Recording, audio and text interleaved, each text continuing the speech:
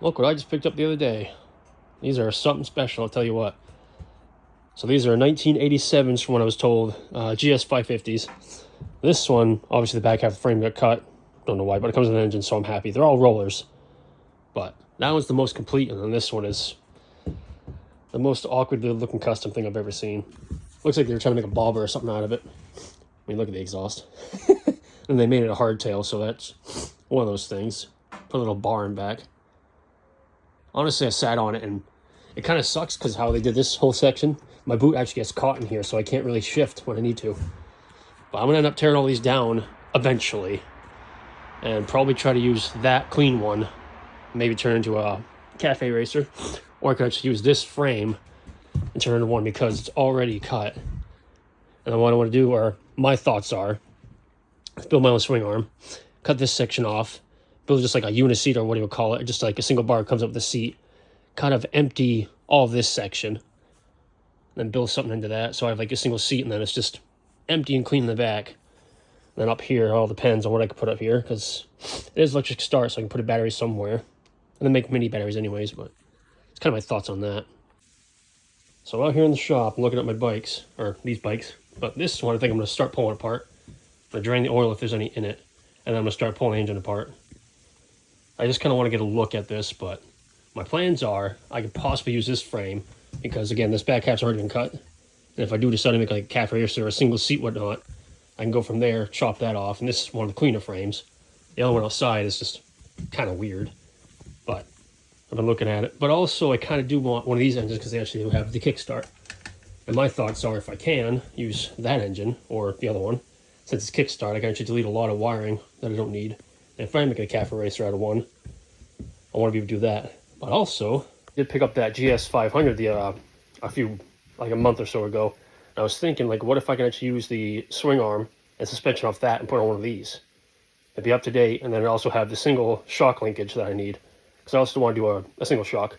I don't really want to do dual shocks in the rear, especially if I am making a cafe racer or something custom. I don't know, like a single seat in the back. I kind of want to do that instead of two shocks and all this junk. Kind of update it. If not, I can also get, like, let's say a Gixxer front end, rear end. Because I also do want a semi-wide tire on this thing. But I also want to update it anyways because one outside's mechanical rear brake. These two are, disc brake. But the thing is, they don't have calipers. And I don't really want to buy calipers for them. And not only that, they're out of date. I kind of want to update it. And I also want to kind of just customize it from ground up. Make it my own bike. Maybe, I don't know if I'll get to it this year, but it's just an idea. Just a thought I'm having. So there is oil, and honestly, that looks really clean. Like, that's a good, clean, steady stream. That oil looks fresh. Very fresh. That's actually pretty cool. But let that drain pull the filter, and I'll actually see if there's anything in there. First glance, it actually looks really clean. And it actually is pretty damn clean. I won't lie. Maybe this engine's in really good shape otherwise. I mean, I haven't really checked out the intake and stuff like that, but I'll see in time how that looks. Otherwise, I gotta get the engine out of the frame now. See if I can still do this. It's been quite a while since I tried. This one's probably pretty damn heavy because it's not liquid cooled, it's oil or air cooled. Always getting your hands on the damn thing. Oh god, man. Ugh. The bench isn't really wide enough for this thing. That kind of sucks. So I was able to get on the bench. Luckily enough, the thing's annoyingly heavy, but I'm going to end up taking it apart probably off camera just because I want to see kind of the ins and outs of this one and then decide what I'm going to do with the other ones, but it gives me an idea of parts and this and that. But the oil looked pretty clean, so I assume it's in good shape other than maybe the cylinders because there's no intakes on it. Not even intake boots around it, no tape or anything. But I guarantee the actual head and valves, well, not the head and valves, but well, the cams are going to be in good shape. Crank's probably in good shape, clutch probably in good shape, and transmission. It's just the cylinders are always the thing about these old engines. You never really know until you open it up. But I'm going to get doing that now. So like I expected, the cams would be pretty damn clean. They look really good. Of course, these engines are unknown mileage on basically all of them, but that's a huge plus for me. Definitely a good way to tell clean oil or whatnot is pull your clutch cover. Just look at that. It's not bad looking. Yeah, it's actually looking all right in there so far. And this cover's really clean. So, huge plus. But I'm going to keep tearing into it, pull the clutch off, and see what I find underneath. Something cool I just found is that this actually does have the Kickstarter set up for it. It doesn't have it in the bike, obviously, but it has it in that one. And if that engine's junk, I can pull it out, put it in this one, if this one's any good. That's pretty nice. And all I gotta do is swap out the cover, too, because it doesn't actually have a spot for it. But that's actually pretty sweet to have them built in, ready to go. All you gotta do is just put it in, and then you're good. I'm gonna keep going. And that right there is a good indicator why, or not why, but it's been sitting for a while. The actual clutch fiber is starting to actually get stuck to the plate, which is not good, but also not bad. They don't look horrible. The push rod actually came out, which is good. Sometimes the push rods get stuck, which is kind of annoying. I did just notice that seal right there has got a dent in it. A little strange. Now you see what I mean by sitting for a while. And they start collecting rust. Well, that one came off. Oh, there we go. But yeah. Been sitting for quite some time. Who knows how long. Cans are pulled and the actual buckets are looking pretty good. Like this one still spins freely. This thing definitely had some oil in it, so it didn't have any burn marks or anything. Nothing major. The cam journals all look really good too. Except for maybe this one. Hold on. No, not bad. Maybe a little spot here and there, but not too bad. I just pulled those spark plugs and I'm not thinking bad. This one's the cleanest one, which is kind of strange because that was cylinder 1. But I mean, there's no rust on them, which is a huge plus. And if there was any rust on them, then you know that they're packed full of water. That's a good sign. They don't look too bad. They don't even busted you off either, so that's a huge plus too. I was just looking, I don't know if you can see that, but there's a little, I can't get out of the light. There's a little arrow right there on that cylinder. And I can actually see the piston. It looks to be not too bad. Might have spoke too soon. I just cracked the seal on that, and then it's hard to tell exactly what that is. It's like a mix of something, but it's not just water, if anything. It's, I don't know what that is. I'm gonna have to find out in a moment. That's kind of scary. It did crack the seal pretty easily, which is good. But I'll get the head off then. Hopefully they're not damaged. Not looking horrible. Could be worse. These two cylinders are good. This one's got a little decent stuff on it. As you can tell, there's a little bit of rust on this one, which kind of sucks, but this one's where that liquid came out of. And it's really weird. But of course, got a bunch of nuts and crap in here, a bunch of shit. I don't know what that is. It's weird. I'm going to try to get the cylinders off, but if you look at this one and this one, they actually don't look too bad. Look how tiny those pistons are. 3 fingers cover the whole damn thing, and I have tiny hands, so that's crazy. Little 550. Probably bore them out too, honestly. Those studs are flexible. That's wild. So sadly, I tried rotating it and it's not moving. Guaranteed this piston and the other far pistons was got it stuck. This one especially because it's got rust around the ring, so I can only imagine it's stuck. But I might have to try to heat each one individually and try to move it. Kind of sucks, but otherwise it's looking all right. Not too bad so far. So I gotta get all that stuff apart too. So I was actually able to again return a little bit. These two move fine. This one moves slightly, but this one's not moving at all. So I wonder if the actual crank bearing, or not the crank bearing, but the rod bearing, this one's gone. It's a very good chance because again, moving perfectly fine, moving a little bit, not moving at all. So I've been trying to heat the cylinder up as much as I can and just force WD-40 into it in a PP blaster. And so far, still nothing.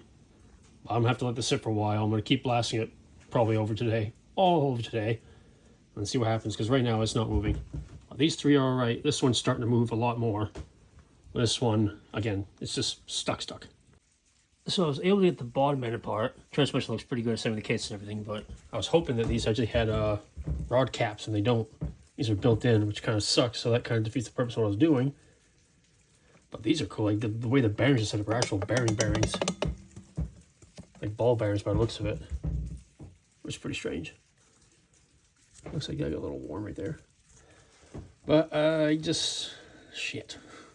Probably have to let that soak then still, because obviously if that was stuck and the rest are coming out, then I gotta let that soak, because, yeah. So for now, she's gonna sit out like this for overnight. But I got that cylinder and that cylinder full of PB Blaster. Probably can't see, but they're packed full. That way, I'll see if it breaks free or not. Because again, these don't have any, what do you call them? They don't have any caps, basically. So I can't just pull their actual crank out. And each individual piston out, I gotta pull it out all in one. So this morning I've been working on trying to get this engine apart, or at least try to get down to the cylinders because I want to see what they look like. Get the head pulled off, but I'm about to pull the head now, and hopefully the cylinders are not bad.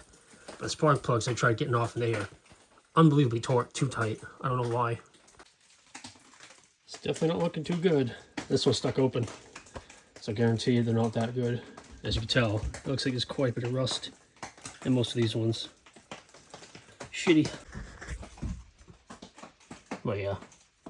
These ones are definitely too far gone. That one there's probably the best, but these two middle ones are dog shit. That's from me spraying PB Blaster in it, but that was the open one. Or actually, it wasn't even the open, was it? Not sure. Don't look good, put it that way. So I've been tinkering on this one. I've got the actual 04 gs550 front forks as well as the swing arm. The swing arm bolts right up, which is actually pretty cool.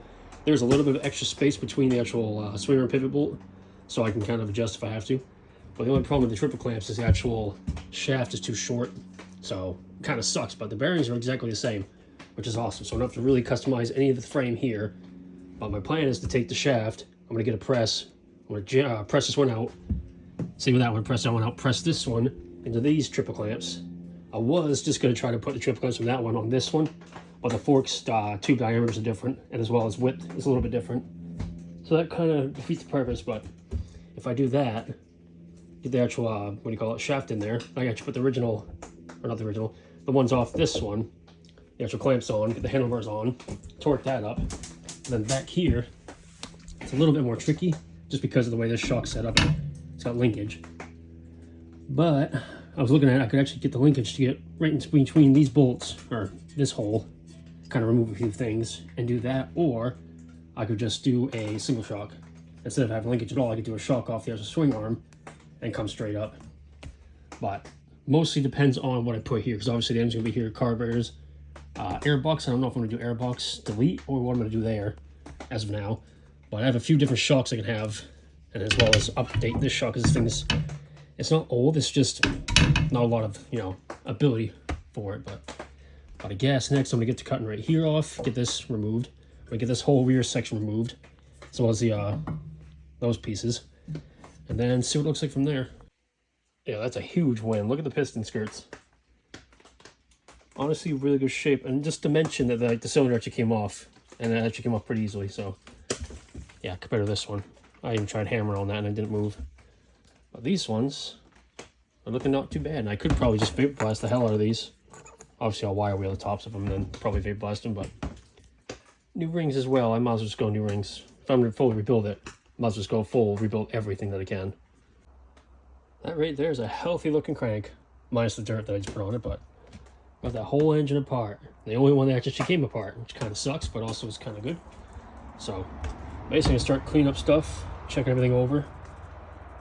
Let's see how that goes. But this engine's actually been, looks like someone was into it a while ago. But it's a possibility that maybe they just replaced the clutch or something. But so far everything's looking pretty good. I hope it stays that way. So it's been a few days since I've been working on the GS500 or 550, but I'll show you some progress on it. It's taking some time, I'll say that, but I got the engine completely apart, started vapor blasting parts, and I got some parts bagged up. I got this pile right here, getting ready to vapor blast. Same with the pistons. I took a wire wheel to this one, not even wire wheel, it's wire brush to this one. It actually came out pretty good, but I've got all the bolts in there. Engine case, I kind of just gave it a little gas bath because it was pretty dirty. But I've got all these parts completely cleaned up, sprayed off, bagged up, ready to go. Clutch is actually looking really good. It's like very, very minor wear, if anything. Crank looks pretty good to go. The shift shaft I actually had to swap out because the other one had, it was like 2 marks on it. They just, I don't know. I felt like it was bent trying to pull it out, so I put that one on. And then I got these parts. Started vapor blasting these ones, just to kind of start with the little parts. Of course, I got some little imperfections on it already, but for now, it's a start, but then I got a few other things to do. But this part came out pretty good. And it's crazy because this one is actually has its own little oil drain plug on the filter housing. which is pretty nice. But I do have some plans to modify some of this engine. I'll probably talk about that in another video, but as of now, I got a lot more cleaning to be done. So as far as the valves go, they're actually looking pretty good. These things are really thick compared to most motorcycles. But I can actually just clean them up, polish them up, reuse them. Next, the vapor blast is going to be the valve cover, the head. I got that all cleaned out. Then the actual cylinders themselves. But I've got these wheels here. I've had them for at least a year and a half, 2 years almost. But they came off a 1995 Kawasaki ZX9R. Obviously front wheel, rear wheel. They're both 17-inch tall. But width-wise, I mean, basically 14 1/4. And this one's like 6 3/4. Now, I've looked all over line to see if I could find exactly what brand these are. And I've already looked all over all of the wheels. Couldn't find any names or anything. But there are numbers etched into them a little bit. I don't know if I can find them. Probably couldn't find them. But they're just showing basically what size or width and whatnot they are. But again, if anyone knows what brand these are, help me out, because I have no idea. I have seen, there's a motorcycle, it's a ZX9R, same thing, but is online. It's just a picture of the bike. But it's a brown bike and it's got all this stuff. Same wheels and everything. I can't figure out what brand they are. But if I could use these on the build, that would be badass, because this thing's chunky wide. I think it'd be cool to use this anyways. So I'm back here in the shop, kind of just looking at the bike, and I put it on the bench so I can get a good idea of what I want to do, but so I was looking so far. Kind of cool. I'll give you a closer look. So like I said before, this is the front forks and tire off a gs500. Obviously still keeping the original gs550 frame as well as the engine. But then I got the 500 rear swing arm as well as tire. And this shock, I can't remember if it came off ZX7 or whatnot. But then I also got this shock too, which came off Gixxer 600 if I'm correct. I have options, but kind of tinkering on it. Same with those wheels. I mean, again, that's a fat ass wheel. Kind of want to use them just because, again, I've never seen them. That'd be cool to make my own swing arm for this thing with a fatty tire on it. But I also had some more ideas too, such as like, I almost kind of want to customize everything. Let's say the valve cover. So like most of this stuff isn't even needed. Like this is just bracing. These little pins, because I have 3 of these, so I can probably take one of these and kind of customize as I want to. Lighten it up, shrink it down. Same with I had an idea here too. I kind of want to change this because I don't want to run a starter motor. I actually just want to run the kickstart on this. But since I got 3 engines, 3 cases, it's almost like what if I had all this machine down, lighten it up, change it, almost weld like a plate in here, surface that, and then same with the stator stuff. So the stator is actually on the outside of the cover, or inside the cover, and the fight was connected to the crank naturally. But what if I had it the opposite way around? I actually had the stator inside here, or not inside here, but just bolted it here, kind of tighten it up and shrink it up, just to make it a little bit tighter. And then same with this area. I actually want to change the clutch side, because I want to do is put a block-off plate here, and who knows with that, but what I want to do is do kind of like my Raptor has. So if you see my Raptor, it just has a little lever directly off the actual clutch basket. What it's doing is when it just pulls that plate out. That's it. Nothing else. And it's a super smooth. I mean, you can do 2 fingers, 1 finger if you want to, clutch. Now, I've seen a lot of people do hydraulic clutch conversions, but I don't want to do hydraulic clutch on this. I'd rather have a cable, honestly. And then on top of that, I think it's the 850 version of this actually has that exact thing like Raptor has. It's just a little lever that pulls out the actual clutch plate and then releases it. And again, it's just a single finger if you want to, just 1 finger. Which I guess hydraulic clutch you can do that too anyways, but again, I just don't really want to deal with more fluid if I don't have to.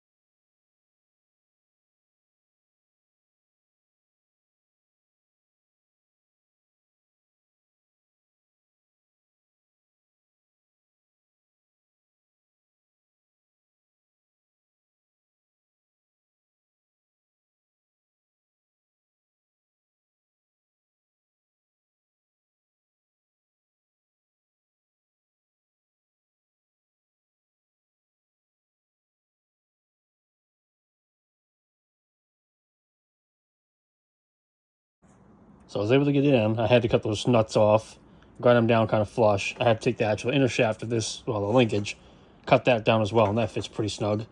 I had to drill out these holes for this bolt, which isn't long enough, so I'm going to have to find another one. Hopefully I have one that's long enough. But it's actually pretty close, but there is a gap there. And it swivels like it should perfectly. I just got to probably try to actually grind these each side down a little bit so I get the seals back in. And then same with this side. In order to get the shock on there, if I use that shock, I got to take this down, kind of smooth it down a little bit, and or possibly change out the end on the bottom for a wider one. But I'm going to try to just smooth out the linkage because it's really not that hard. So I was able to get the end off the shock. I'm kind of trying a few things, but in order for this to really clear, so the shock's not, let's say, way out here, to basically build my own setup here. So it's actually pushed back here like that, which I had thoughts of maybe using this. It's building a steel plate, like a triangleized plate. That way the hole would be here, but still use the actual the plate itself. Drill 2 holes through it, or 3 I should say, 2 holes through it, and then use this one. And just have a piece of steel triangleized. That would sit kind of like that, more or less. Still have a pivot point and whatnot, but it's kind of the only thing I really can do to have any kind of clearance without having to make some crazy hoop out here. A little hard to tell exactly what I'm talking about, but basically I gotta have enough clearance in between the two. Swing in there, and actually like that's pretty good, but I did put a triangle on to kind of show you what I'm talking about. It'll kind of be hung off a little bit, but it'll still work as a nice mount. It can't really go anywhere, it won't break. But I kind of want it to be in here instead of all the way out here. And so basically without that mount, basically it would be like that. Be quite far away. It'd be down lower, but it'd still be far away. Actually probably be further away because it'd be lower. But I think the other way is going to work better. So I've been working on what I'm going to call the shock brace. It's coming out pretty good so far. Next thing I got to do is I got to put a plate back here so that way if anything goes wrong, it won't try to shove out basically into the swing arm. But also the front side, I got to triangleize this side and make a mount. So I got to do 2 more of these plates, one on each side, and weld them in place, box it all in, then I'll shape it all too. So now this gives you kind of an idea what I was talking about by kind of triangleizing that and whatnot, but see, it's a lot closer. I'm gonna put the coil on next to kind of see how close I can really get to it. Hopefully something like that isn't too bad. Looking pretty good. So yeah, I got plenty of space now. I can even go further if I want to. I can basically literally build it into the frame, just have a bolt straight through and put some couplers on that. That'll be nice and flush fit too. Which I actually might do that. Not too bad. This is probably just only going to be temporary because I might want to try to find another linkage that's longer. And I can just go directly into the actual shock and not have that issue. And then with the actual linkage lengths, I put it kind of longer, or at least, well, I'm probably actually going to back it up a little bit because obviously I can put shorter ones on and then heighten it, or raise the height, basically. So far, it's turned out pretty good, and it does work. I did test it, but I've got some fine-tuning to do, especially down here, because I still want to run the actual, what do you call it, center stand, but I got to work on this linkage. I might use other linkage I have, how I can bend it up and out, and I have plenty of space for that. Same with this mount, I'm still going to design it a little better and build it. And same with up here, I just used this tab I had, or this mount, off my old Raptor I had. And it actually works pretty good, but I got to work on the bolt here, because obviously it's a bigger bolt size hole. But I'm going to end up taking the actual shaft inside the shock, and then change that. But otherwise, it's not bad. And I do like how it's actually got the plenty of length, and if I want to, I can, again, change the linkage length, so I can shorten it, heighten it, and I do have plenty of that. It's just a matter of fine-tuning everything. Same with the swing arm. So you can tell it's a little bit wider, or a little bit thinner than the actual original one. And with this reservoir, I'm going to change this big time because it's kind of in the way. I don't want to hang away out here or even try to manifest it into there, but I might try to, depending on the seat. I'll probably put a new line on it, probably a braided one, and mount it somewhere inside on this side because it's just the brake side here. I'll put the reservoir up here for the brake, and then probably redesign that whole side.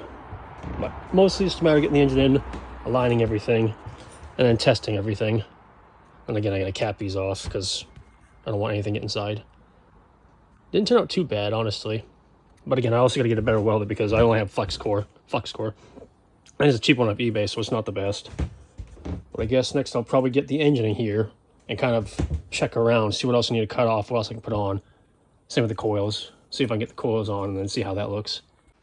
I just tossed the engine and kind of get a look at it, but by the looks of it, the carburetors won't be too far back. I mean, they might be there. I could get some pods on it, so the shock will not interfere with that at all. It's a matter of putting this somewhere else, which I think I might put on that side again, because there's not going to be much here, but I can put it on the inside or outside, which will be fine.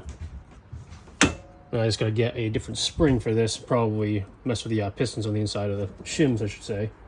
Try to get that a little bit stiffer, because obviously it was on a dirt bike that's maybe borderline 300 pounds, and this thing's going to be over 400 pounds, all said and done. So if I can get thicker, heavier spring for this, rebuild it, and I think it's going to be perfectly fine. And then same with the forks. Forks are actually probably fine as they are, because they came off a 500, and that thing's borderline 450 pounds. So those should be good. I honestly think I'm going to call it here, just because I got some more ideas I need to actually work out, study, think of, and I can work on some other parts like vapor blast. I've got a client coming hopefully this week, or Monday. I think I got to vapor blast his parts for him. So, and I'm probably working this week too, so I got other things going on, but not looking too bad. And I do really like how the shock's actually nice and tight, and it's not short, so I got plenty of travel on the shock, which I don't need that much travel anyways. And then, like I said, eventually I'll take that bottom linkage, see what other bikes they have, take some measurements, and try to probably work around that. Just so I could probably delete that shock piece I built, just because, again, this is kind of temporary. Right now I'm just doing testing on shocks and whatnot, and height and all that stuff, because I don't want it to be, you know, too tall or too low. But I do want to have that adjustability. Same with the actual front forks, because I have adjustability on the front forks as well. But I'll see when it comes time. But as for now, it's, I guess, the end of part one. Part two is going to be a little while.